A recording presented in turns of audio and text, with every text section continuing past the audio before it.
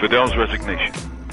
As news flashed of the formal resignation of Cuba's Fidel Castro from the office of the president, morbid celebrations broke out in Little Havana, Miami, Florida, the U.S. capital of the Cuban exile anti-Castro movement. Just as they rejoiced at his illness in 2006, they reveled at his resignation. But Fidel's almost 50-year run as Cuban head of state has had a momentous impact, not just on Cuba, but on Latin America and the vast world beyond. For as Fidel steps down from power, almost a half dozen of his ideological sons and daughters have come to power throughout Latin America. While nominally socialist and deeply nationalist, many of them were inspired by the Cuban Revolution. Some, like Venezuela's Hugo Chávez, have embraced a continental and internationalist perspective that is overtly opposed to the interventionist policies of the U.S.-backed IMF and the World Bank. Latin America, largely through Cuba's steadfast example, has turned away from the draconian rule of the generals to the rule of democratic and leftist populists.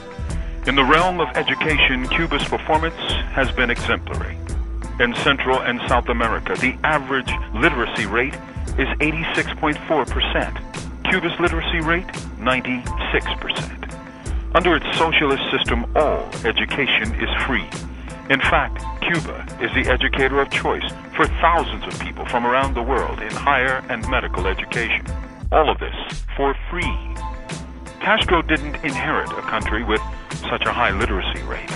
Indeed, in 1961, over 1 million Cubans, mostly folks in the nation's rural areas, were illiterate. Over 100,000 children, over 10 years of age, volunteered to participate in the literacy brigadistas, covering the country to teach the poor and the peasantry how to write and to read.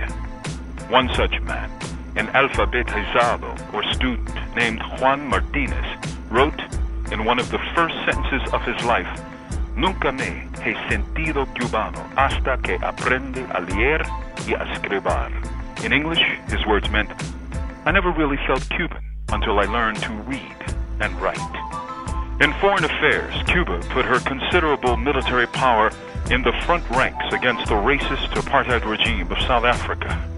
Cuba and the armed forces of Angola fought South Africa at a place called Quito Carnival, inflicting such losses on the apartheid army that it began the long road to negotiation and settlement. Yes, Castro is laying aside his office, a process which, for U.S. presidents, usually means the opportunity to accrue obscene amounts of money.